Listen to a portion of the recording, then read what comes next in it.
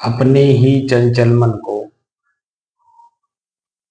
अपने ही बस में करके एकाग्रता, स्थिरता एवं स्वयं अपने आप में शांति का अनुभव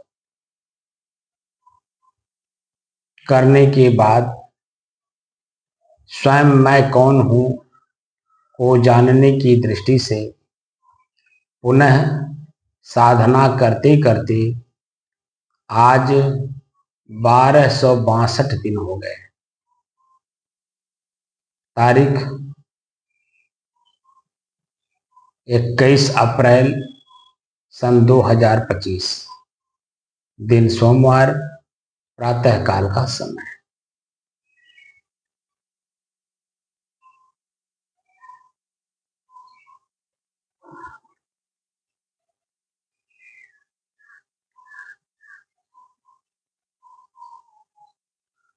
अपने लक्ष्य को प्राप्त करने के लिए साधकों के लिए कल हमने एक लेख लिखा, सुनने का महत्व।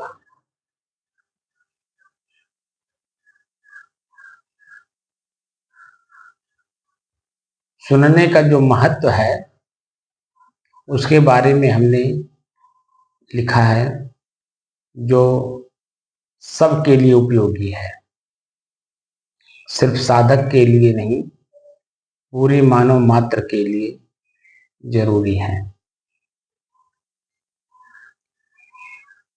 तो सुनने के भी अपने कला होते हैं। अपने लक्ष्य को प्राप्त करने के लिए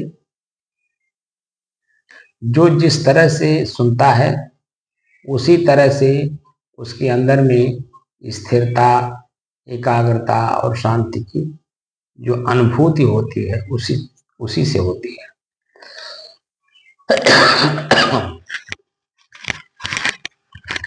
कान एक इंद्रिय है, उसका विषय है शब्द, सुनने का साधन है। शब्द को सुन करके भीतर आप तक पहुंचाने का काम करता है कान। तो कान का उपयोग करते समय भीतर से तीनों चीजों की जरूरत है। एकाग्रता माने क्या बोल रहे हैं, किस विषय पे बोल रहे हैं, उस विषय पे एकाग्र रहे। भीतर से स्थिरता हो, जब तक वो पूरा बोल ना ले, वो आपको समझा ना दे, या आप भी वही काम करते हो किसी दूसरे के लिए, और मन के अंदर में लास्ट में ये महसूस हो कि इस कार्य को करने के बाद मन में चंचलता आई या स्थिरता आई या शांति आई।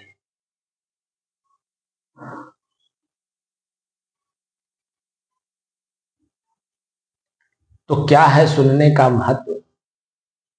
छोटे से लेख में गागर में सागर भरने की जो कोशिश किया हो, अब वह समझदारी के ऊपर है कि आपकी कान कितना सुनता है और सुन करके क्या समझता है मस्तिष्क आपका, यही महत्वपूर्ण है। क्योंकि वही आपको आगे चंचल भी बना सकता है और स्थिर भी कर सकता है। अगर आप स्थिर हो रहे हैं इसका मतलब है कि आप अपने सही दिशा में जा रहे हैं, लेकिन अगर आप चंचल हो रहे हैं इसका मतलब हुआ कि आप जहां थे पहले उससे भी नीचे जा रहे हैं। इसलिए कोई भी काम करिए, काम को काम के तरीके से करिए तो समझ में बात पूरी आ जाती है, और जो हमारा अस्तित्व है वो यथावत बना रहता है। यथावत अपने अस्तित्व को बनाए रखने के लिए ही हम लोग साधना कर रहे हैं, जो हमारा अपना ही अस्तित्व अपने आप में स्थिर नहीं था।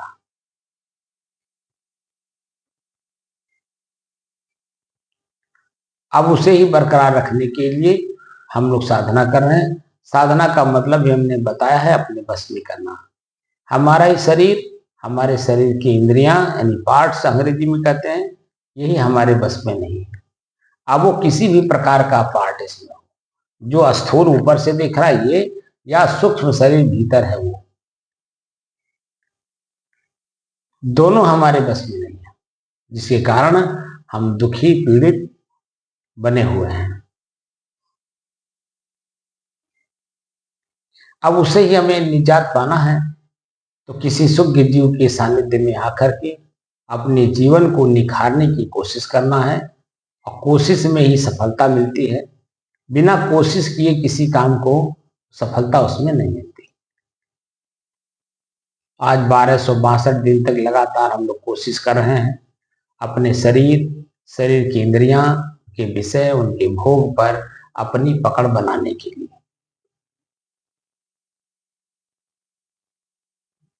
और जैसे जैसे दिन बीत रहा है लगातार हम लोग अभ्यास कर रहे हैं। उस अभ्यास से यह महसूस हो रहा होगा कि हम कितना पहले की अपेक्षा अब कितना अपने आप में शांत महसूस कर रहे हैं, स्थिर महसूस कर रहे हैं और लगातार एक ही काम को कर रहे हैं तो एकाग्र भी है।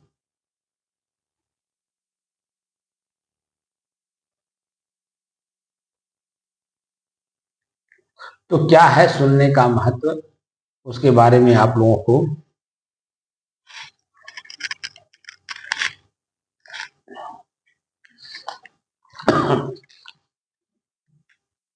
कान सुनने का काम यही करता है और यह भी हमें भ्रमित करता है।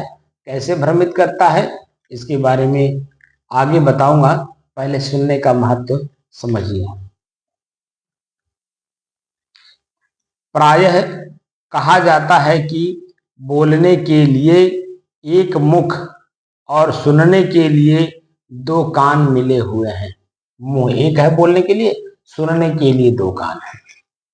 और ये मेरे ही पास नहीं सिर्फ है, आप सभी के पास है। चींटी से लेकर के और हम मनुष्य तक सबके पास है। किसी को भी देखिए, कुत्ता देखिए, बिल्ली देखिए, हो घोड़ा देखिए, हाथी देखिए, चींटी देखिए, सबके पास है। दो कान है और एक मुख है। प्रायः कहा जाता है कि बोलने के लिए एक मुख और सुनने के लिए दो कान मिले हुए हैं, तो मनुष्य को सुनना अधिक चाहिए। तो मनुष्य मतलब साधक, यहाँ मनुष्य तो सभी लोग को सुन ही रहे हैं और सुन करके ही अपने आप में भ्रमित भी हैं और लोगों को भ्रमित भी कर रहे हैं। प्रायः कहा जाता है कि बोलने के लिए एक मुख है और सुनने के लिए दो कान मिले हुए हैं, तो साधक को सुनना अधिक चाहिए। मनुष्य तो सुनता ही है, लेकिन साधक को अधिक सुनना चाहिए, कान लगा के सुनना चाहिए। कान लगा के मतलब एकाग्रता। हमारे मनुष्यों ने भी शुभ और सुखद सुनने की कला बताई है।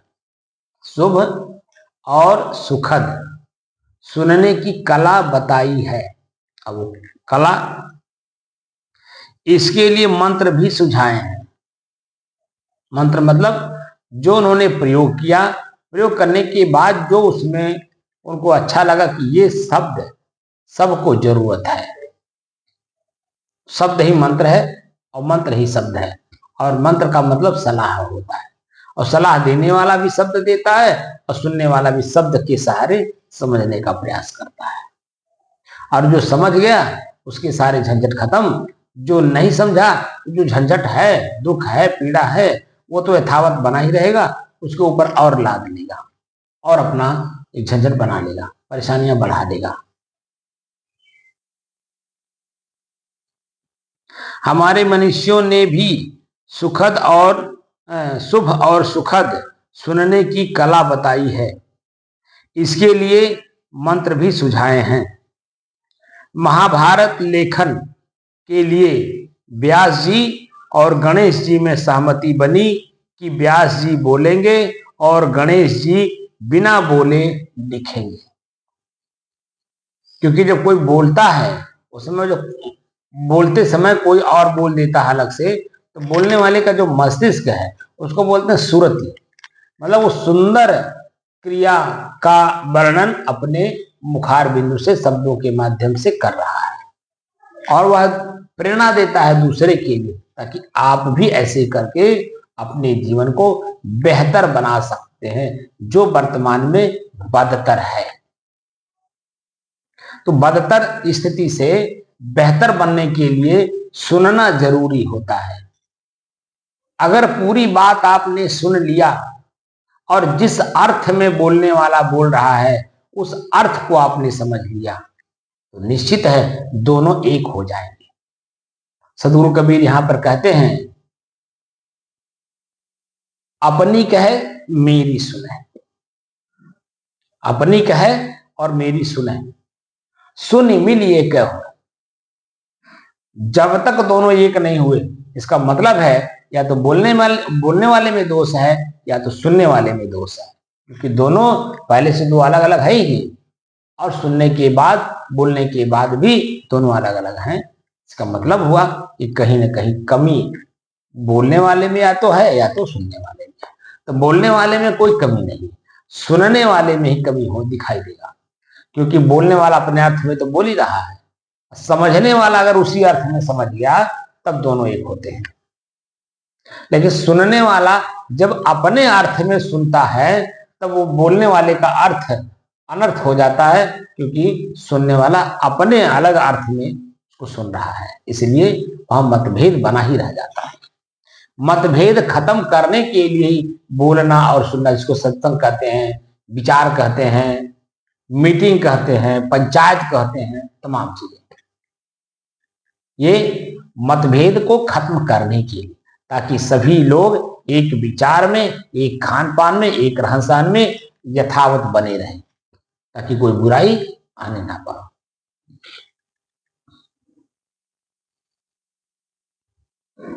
महाभारत लेखन के लिए व्यास जी और गणेश जी में सहमति बनी कि व्यास जी बोलेंगे और गणेश जी बिना बोले लिखेंगे। अब यहां लिखने का तात्पर्य मैं बोल रहा हूं तो बिना बोले आपको सुन करके साधना करना है, क्योंकि हम आप साधक हैं। तो साधक जो पहले से अपने आप में साधना कर चुका है, परिपक्व हो चुका है, वही दूसरे को पथ प्रदर्शन का कार्य कर सकता है। जो अपरिपक्व होगा वह दूसरे को परिपक्व कैसे बना पाएगा, क्योंकि खुद में अपरिपक्व है। आप लोगों ने देखा होगा कि मैं शुरू से ही जैसे हूं वैसे ही चल रहा हूं।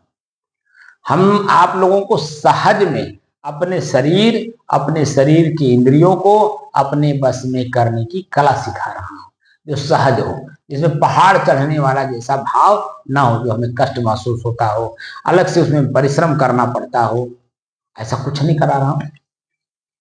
क्योंकि हम कबीर की सहज ध्यान सीख रहे हैं। क्या? सहज ध्यान।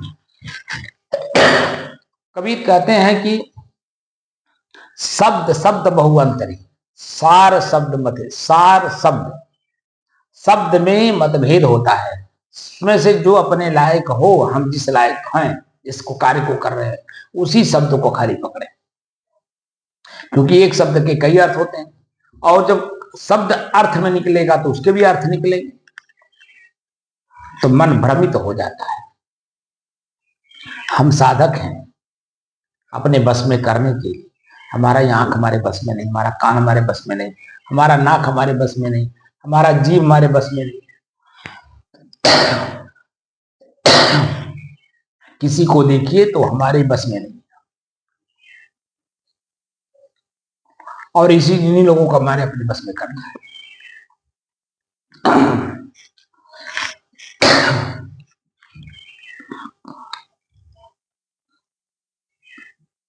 भागवत पुराण में राजा परीक्षित की भूमिका श्रोता की ही है।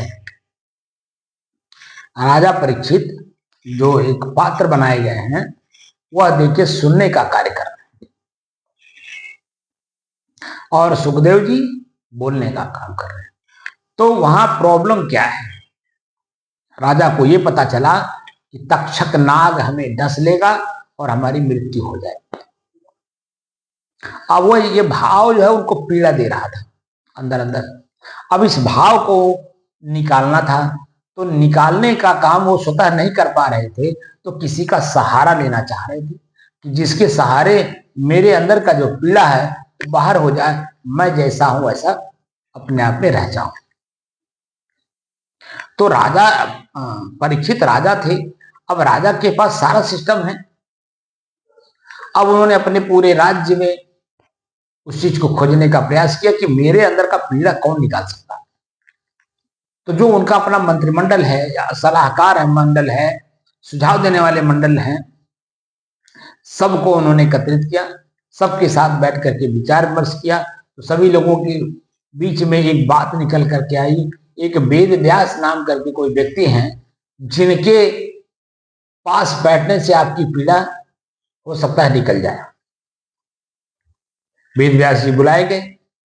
वेद व्यास जी आए, उन्होंने कहा कि आपका पीड़ा निकल सकता है। हमने एक ग्रंथ बनाया है, उसका नाम है भागवत महापुराण। आप उसे सुन लीजिए, आपके अंदर का जो पीड़ा है वो निकल जाएगा। तो सुनने की बात कर रहे हैं, वेद व्यास जी कह रहे हैं कि भागवत आप सुन लें, आपके मन के अंदर में जो पीड़ा है वह बाहर निकल जाएगा। तो ये हुआ कि जब आप सुना दीजिए,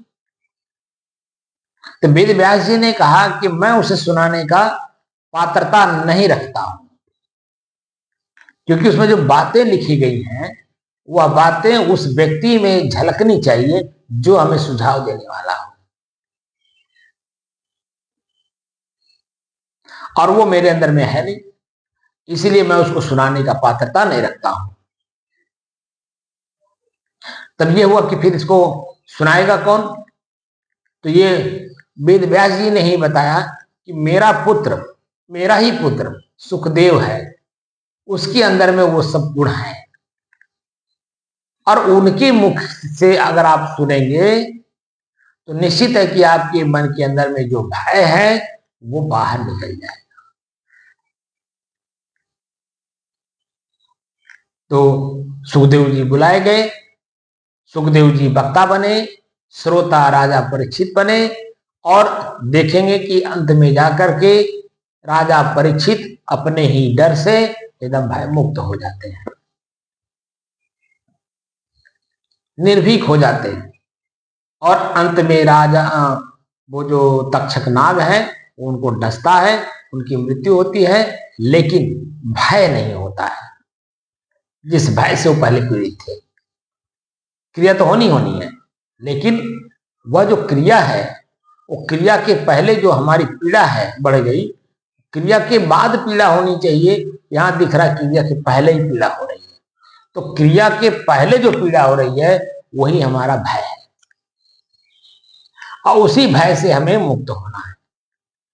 क्या पहले से क्यों किसी विषय को सोच करके पीड़ित हो? इसलिए सुनना अति आवश्यक है, जिससे हमारे मन की पीड़ा दूर हो सके। भागवत पुराण में, भागवत महापुराण में राजा परीक्षित की भूमिका श्रोता की ही है। कहीं कहीं वह जिज्ञासा व्यक्त करने के लिए थोड़ा थोड़ा बात बोलते हैं। रामचरितमानस में भी तुलसीदास जी ने वक्ता और श्रोता का सहारा लिया है। तो वक्ता कौन है और श्रोता कौन है? शिव जी वक्ता हैं तो पार्वती जी श्रोता हैं।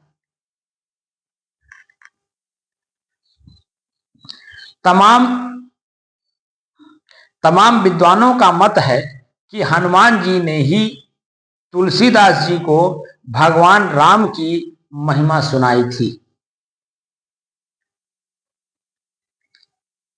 जब व्यक्ति विद्वानों, श्रेष्ठ जनों, गुरुजनों, माता पिता और विद्वत जनों की बात सुनता है, व्यक्ति मतलब यहां साधक, जो साधक माता पिता, विद्वान, श्रेष्ठ जन और गुरुजन की बात को सुनता है, तो शब्द रूपी ब्रह्म कानों से प्रवेश कर मस्तिष्क में रासायनिक परिवर्तन करता है। मस्तिष्क में हमारे रासायनिक, एक रसायन ऐसा होता है जो हमें जलन पैदा करता है, कष्ट देता है, पीड़ा देता है, मस्तिष्क में बहुत बड़ा दर्द पैदा करता है। मन में भी दर्द और मस्तिष्क में भी दर्द। हार्ट अटैक का कारण वही बनता है, ब्रेन हेमरेज का भी कारण यही बनता है। और उसी को अगर संभाल ले जाए तो ना आपको हार्ट अटैक होगा, ना ब्रेन हेमरेज होगा, जो शरीर से आपका बिछो हो जाए।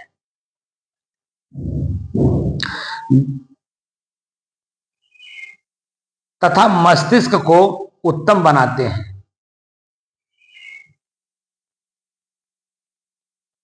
जब साधक विद्वत जनों, श्रेष्ठ जनों, माता पिता एवं गुरुजनों की बात को सुनता है, तो शब्द रूपी ब्रह्म कानों से प्रवेश कर मस्तिष्क में रासायनिक परिवर्तन करते हैं तथा मस्तिष्क को उत्तम बनाते हैं, यानी प्रसन्नता आती है। ये पूरी बात सुनते हैं तब बात समझ में आ जाती है सामने वाला किस अर्थ में बोल रहा है, और हमें भी उसके ही अर्थ में उसका जवाब देना है। जवाब शब्दों से देना है या मौन होकर के देना है, ये बात वहीं पे समझ में आ जाती है। खराब और बुरी बातें सुनने के बाद प्रायः कलह की स्थिति निर्मित होती है। घर से दूर गए व्यक्ति को सीधे बुरी खबर नहीं दी जाती है, यह है शब्दों का प्रभाव। प्रेम का आरंभ भी शब्द से और युद्ध की शुरुआत भी शब्द से ही होती है। हमारे मनीषियों ने इसीलिए आध्यात्मिक ग्रंथों में जीवन की तमाम आवश्यकताओं की पूर्ति के लिए सद्विचारों को अच्छे शब्दों के माध्यम से व्यक्त किया है। प्राचीन काल की गुरु परंपरा में श्रुति ज्ञान की व्यवस्था ही रही है। सुनने के बाद जिज्ञासाएं बढ़ती हैं तो अध्ययन की स्वतः इच्छा जागृत हो जाती है। प्राचीन काल की गुरुकुल परंपरा में श्रुति ज्ञान की व्यवस्था ही रही है।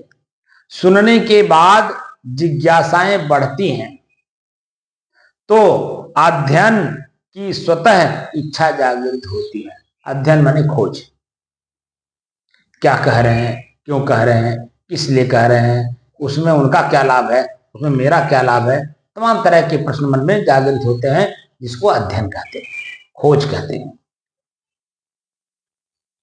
जिसके पास जितना गहरा ज्ञान में जानकारी, जिसके पास जितना गहरा जानकारी उसकी उतनी महत्ता।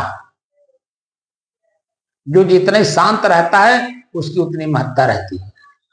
एक व्यक्ति मौन होकर के बैठा हो, चाहे जैसे भी बैठा हो, वो जब तक बोलता नहीं है तब तक सामने वाला उसको अपने से पूज्य मानता है, बड़ा मानता है, श्रेष्ठ मानता है। लेकिन वो जो मौन बैठा हुआ व्यक्ति है, वो जैसे ही बोलता है शब्द को, सामने वाला फिर समझ जाता है कि ये पूजने लायक हैं या नहीं। जब तक आप मौन है तब तक वो सामने वाला समझ नहीं पा रहा, लेकिन जैसे आपने बोला सामने वाला अपने आप में समझ गया, क्योंकि उसने सुना पूरी बात को, इसलिए आपको समझ गया। और उसी अनुसार फिर आपका महत्व घटाना है कि बढ़ाना है या यथावत रखना है, वहीं उसके मन के अंदर में निर्णय आ जाता है। फिर वैसे जीवन भर आपके साथ व्यवहार करता है।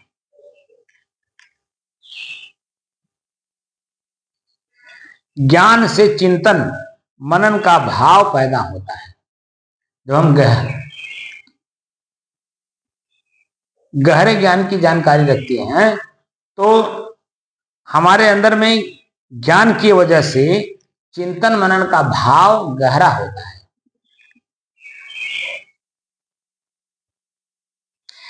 जीवन में सबसे पहले हमें अपने मन की आवाज जरूर सुननी चाहिए। जीवन में अपने मन की आवाज जरूर सुननी चाहिए साधक को। प्रथम स्तर पर मन ही बहुत कुछ बता देता है। प्रथम दृष्टिया में गलत काम को तो वह जरूर बताता है। जब आप सुनिए भीतर से अपने आवाज को, तो आपको गलत काम पहले ही बताता है। तो गलत काम करके देखिए तो पता चलता है कि नहीं, अब ये काम करना उचित नहीं है। ये जो जन्म से लेकर के 25 साल की अवस्था होती है, बीच में ये हमारा मन, हमारा आंख, हमारा कान, जीभ, लिंग, हाथ, पैर सब देखिए छटपटाते हैं कर्म करने के लिए। लेकिन 25 साल के बाद जैसे जैसे आपका दिन बढ़ता है, जैसे जैसे अवस्थाएं बढ़ती हैं, वैसे वैसे देखेंगे कि आपके अंदर में खुद गंभीरता बनती चली जाती है। आपको बनाना नहीं पड़ता है, क्यों? क्योंकि सबसे पहले आपने अपने मन की आवाज को सुना और सुन करके उस कार्य को किया, और करने के बाद तब अपने आप को देखा, अरे मैं तो किसकी आवाज को सुना, इसने मेरी आवाज, इसकी आवाज को सुना, किसकी? मन की आवाज को सुना तो गलती करा दिया। अब मन की आवाज नहीं सुनना है, गलती नहीं करना है। जो पॉइंट आता है जिस समय में आपका मन आपको कहता है काम कर लो, आप एक बार ठहर जाते हैं अपने आप में, और जैसे ठहरते हैं और फिर चिंतन करते हैं तो देखते हैं कि उस काम को करने का परिणाम पहले गलत आ चुका है। तो आज भी अगर मैं उस कार्य को करूंगा तो वही परिणाम आएगा जो पहले हो चुका है। तो इसलिए वहां आपको आपका ही दूसरा मन कहता है अब इस कार्य को नहीं करना है। तब जब नहीं करते हैं तो उसका परिणाम जो पहले आया था वह परिणाम आपके सामने कभी नहीं आएगा, क्योंकि आपने कर्म ही नहीं किया। तो कर्म को आपने रोका कि नहीं, इसीलिए यहां कहा जा रहा है कि अपने मन की बात को पहले सुनो। और यह आपका मन पहले गलत काम करवाता है, और जैसे ही गलत काम आपने किया परिणाम सामने आया, अपने आप में गंभीरता बन गई। इसीलिए कहा जाता है कि किसी भी काम को करिए, ये मत सोचिए कि नहीं करना है, करिए, लेकिन 3 पॉइंट रखिए।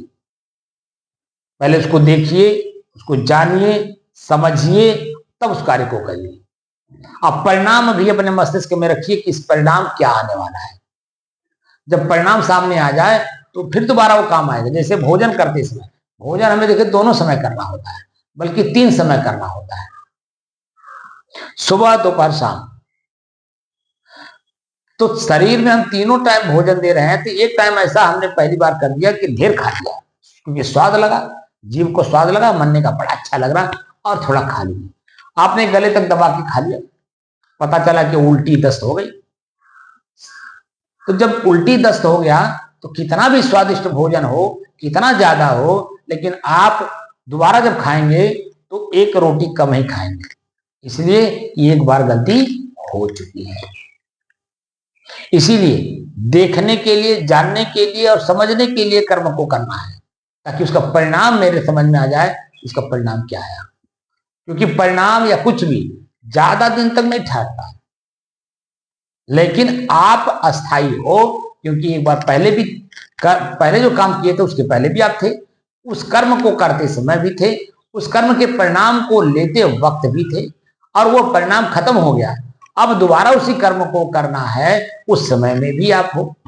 अब करना है कि नहीं करना है, जो निर्णय कर रहे हो ये भी आप, उस समय भी आप हो। कर दिए दोबारा तो भी आप हो, नहीं किए तो भी आप हो। इसका मतलब है कि मैं सनातन स्वयं हूं। इसीलिए सदगुरु कबीर कहते हैं, जो है सनातन सोई भूला, अब सो भूले खाया। जो है सनातन सोई भूला, अब सो भूले खाया। अब कह रहे हैं, भूल मिटे गुरु मिले पारखी, पारख दे ही लखाई, कहे कबीर भूल की औसत, पारख सबकी भाई। हर काम को पहले देखिए, जानिए, समझिए, करने लायक हो तो करिए, नहीं करने लायक हो तो परित्याग करना। यह है आपकी परख। और अगर परख को सीखना है तो छोटे नन्हे बच्चों से सीखिए, छोटे नन्हे बच्चों से, क्योंकि वही नन्हा बच्चा जब तक अपने आंख से देख करके वेरीफाई नहीं कर लेता है कि मेरे नजर में बार बार पड़े हैं, तो उनके गोद में नहीं जाता है। बार बार मेरे नजर के सामने पड़े होंगे तो पट से चला जाएगा, लेकिन पहली बार उसके नजर में पड़ रहे हो तो लाख कोशिश करिए उसको अपने गोद में लेने के लिए, नहीं जाएगा। वो देखिए कितना बड़ा पारखी है, क्योंकि वह जानता है कि ये पता नहीं मेरे साथ क्या करेंगे। लेकिन जब आप वही बार बार उसके सामने पढ़ने लगते हैं तो एक बार नहीं आया, 2 बार नहीं आया, 3 बार नहीं आया, लेकिन चौथी बार आपकी गोद में जरूर आ जाए, क्योंकि 2-3 बार आपको देख चुका है, आपके वाणी को सुन चुका, आपके व्यवहार को देख चुका है। इसीलिए चौथी बार, 5वीं बार में आपके गोद में वो आ जाएगा, लेकिन प्रथम बार वो नहीं आएगा। वो पहचान करता है कौन है, कहां से आए हैं, मेरे लिए कौन है, इनके मन में क्या चल रहा है, वो सब अंदर बोल नहीं पाता है, लेकिन वो पूरा अपना व्यवस्था जो भीतर का है सबको लागू करता है। जब तक वो अपने आप में वेरीफाई नहीं हो जाता तब तक आपकी गोद में नहीं आता। आप इतने बड़े मैच्योर आदमी हो, और आपके अंदर में वो परख कहां गई? क्योंकि हमें भूल मिटानी है, जो मैंने भूल पहले कर रखी है। वासना का मतलब ही होता है जो बसा हुआ है हृदय में, अनादिकाल से गड़ा हुआ है काम वासना, और उसी से अपने आप को हमें मुक्त करना है। तो उसके बारे में जो वासना मुक्त होने के जो साधन बताए गए हैं या जो साधन कराए जा रहे हैं, उनको पहले सुनिए, देखिए, जानिए, करने लायक हो तो करिए, नहीं करने लायक हो तो त्याग कर दीजिए। उस साधन का भी प्रत्याग कर दीजिए, तो जो आप हैं उससे अपने आप में रह जाएंगे, क्योंकि साधन भी आप नहीं हो, साधन आपका है।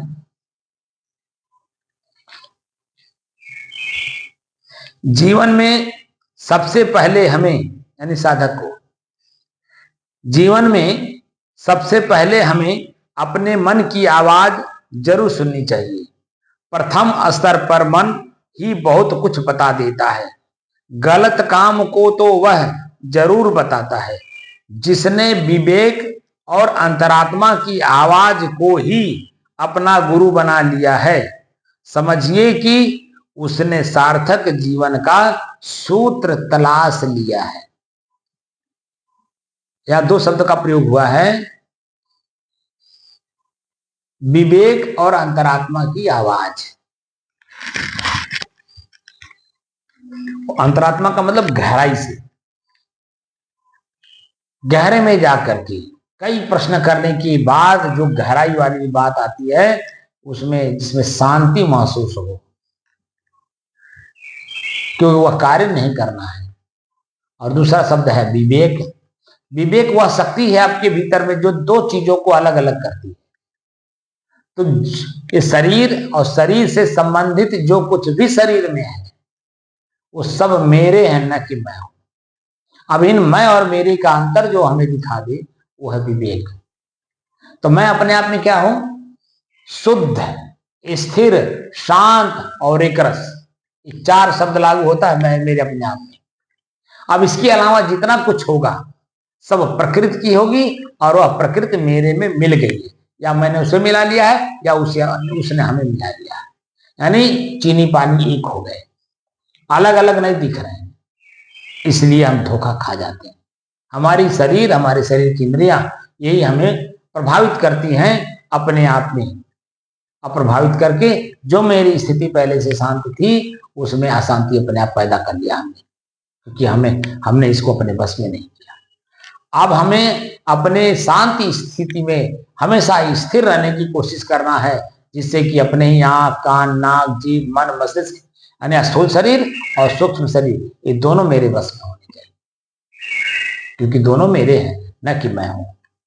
इसलिए मैं स्वतः जो हूं उसी में हमें यथावत बने रहने के लिए ये सहज मार्ग हमने अपनाया है, कि सहज में हम अपने आप में कैसे स्थिर रह सके, और अपनी स्थिरता में अपने आप को बनाए रखने के लिए हमें सुबह, शाम, दोपहर, जब भी समय मिले काम करिए। काम करने के लिए कोई मना ही नहीं है कि आप इस काम को ना करें, उस काम को नहीं करें। वो काम करते समय उस काम को पहले आपने किया है, करना है, पहले परिणाम क्या आया है वो स्थिति तुम्हारे मस्तिष्क में तुरंत आ जाएगा, और उसको सुनिए, तुरंत कार्य को बना। तो जो आपके स्थिति कार्य करने से पहले है, वही स्थिति कार्य न करने के बाद भी बनी रहेगी। लेकिन जैसे ही आपने किया, उसका परिणाम दो रूपों में मिलता है, एक अच्छे के रूप में और एक बुरे के रूप में, और दो के दोनों ही हमारे लिए घातक। हमारी शांत की स्थिति स्थिर बनाए रखने में ये दोनों ही घातक है। इसीलिए सदगुरु कबीर सूत्र देते हैं, सुख दुख से इक परे परम पद, सो पद है सुखदाई। आपका परम पद है, श्रेष्ठ पद है, उत्तम पद है। क्या पद है? कौन सा पद है? शांत और स्थिर पद है, एकदम शांत और स्थिर। और उसी अपने शांत और स्थिर स्थिति को हमेशा 24 घंटे बनाए रखने की कला सीखिए, ताकि मैं जो हूं उसी में स्थिर रहूं। बाकी जो कुछ भी मेरे आंख के सामने, कान के सामने, जीभ के सामने पड़े, वो मुझे प्रभावित ना करे भीतर से। क्योंकि जैसे कोई चीज हम जब साधना नहीं किए रहते हैं और साधना में नहीं है, तो उनको आप देखिए कि आंख ने कुछ भी देखा तो जीभ पे पानी आ जाता है। जैसे जलेबी देख लिया, सेब देख लिया, अनार देख लिया, कुछ भी देख लिया तो जीभ पर पानी आने लगा, जो खाने वाली चीज है। या जिस इंद्री का जो भोग है उसके सामने पड़ने से हमारे मन के अंदर की जो स्थिति है स्थिरता की, वो बनी नहीं रहती, चंचल बन जाता है। कैसे मिले, कहाँ मिले, कब मिले, किस रूप में मिले? अब वो पूरा मन मस्तिष्क अपने आप में मथ उठता है, और जब वो मथता अपने आप में, तुम्हारा शरीर में मथ उठता है। तो दोनों तरह के नुकसान होते हैं, मानसिक भी और शारीरिक भी। अगर आप शारीरिक और मानसिक दोनों से अपने आप को मुक्त कर लीजिए, तब आपका मोक्ष स्थिति बनेगी। और ये खुद को करना होगा, हमारा काम कोई दूसरा नहीं कर सकता, क्योंकि मुक्ति मैं स्वयं चाह रहा हूं, और मुक्ति वाला काम कर रहा हूं कि नहीं, इसका विश्लेषण कोई दूसरा क्यों करेगा? जो जिस कार्य को कर रहा होता है उसी के बारे में वो सोचता भी है, बोलता भी है, करता भी है, चिंतन भी करता है। तो हम साधक हैं, साधना करना चाहते हैं, साधना करके अपने शरीर को अपने बस में करना चाहते हैं, तो मेरा काम कोई दूसरा क्यों करेगा? इसीलिए हमें अपना काम स्वतः करना चाहिए। इसीलिए सद्गुरु कबीर स्वतः कार्य को करने के लिए कई बातें बोलते हैं। करो बहिया बलिया पनी, छाड़ पर आई यास, जाके आंगन नदिया बहे, सो कस मरह प्यास, जौलो कर डोले पगुचाले तौलो आस न कीजिए। कितनी बात बढ़िया कह रहे हैं। लेकिन क्या मैं अपने आप को अपने आप में स्थिर बनाए रखने के लिए कार्य कर रहा हूं, या और चंचल बन रहा हूं? क्योंकि जैसे ही आप घर गृहस्थी का त्याग करते हैं, साधना के लिए चलते हैं, फिर सारे संसार के लोग जो भी जहां भी हैं, जैसे भी हैं, आपको अपने में मिलाए रखने के लिए, पहले जो जिस स्थिति में थे उसी स्थिति को बनाए रखने के लिए आपको हर चीज फ्री देना शुरू कर देते हैं। कपड़ा दे देंगे, रुपया दे देंगे, खाना पीना दे देंगे, सोने के लिए रजाई गद्दा दे देंगे, आपके लिए स्थान बना देंगे कि आप यहां से न जाए नहीं पाएंगे।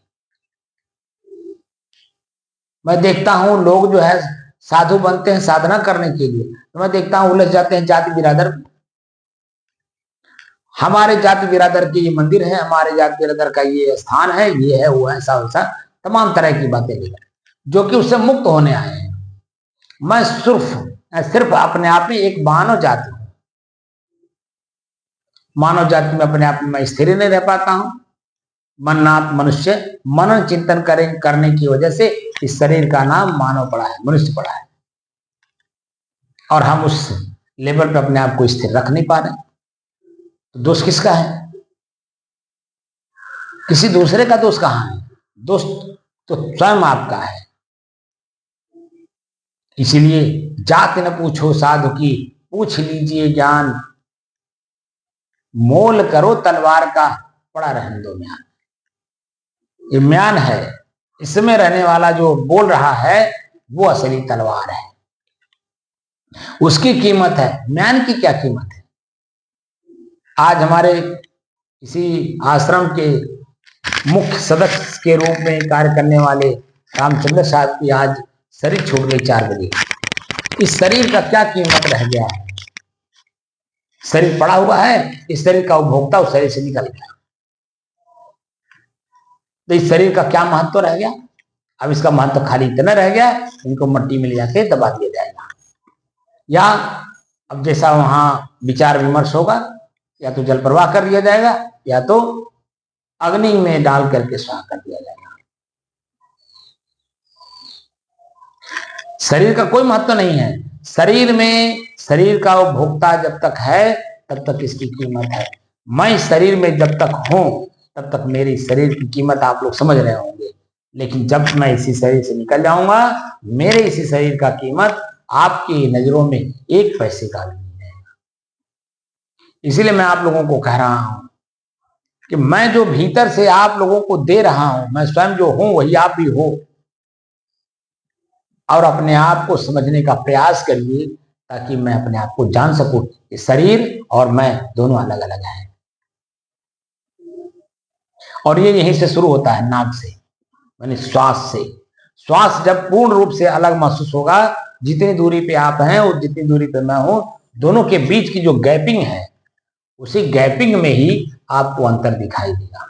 अगर गैप नहीं है तो अंतर नहीं दिखेगा। तो हमारा श्वास जो है मेरे से अलग है, वो गैप देगा, अपने आप गैपिंग आपको महसूस होगा, और वह गैप आपको अपने आप का अस्तित्व दिखाएगा और शरीर के अपने अस्तित्व को दिखाएगा। तो शरीर में क्या है? हाड़ है, मांस है, मल है, मूत्र है, दुर्गंध है,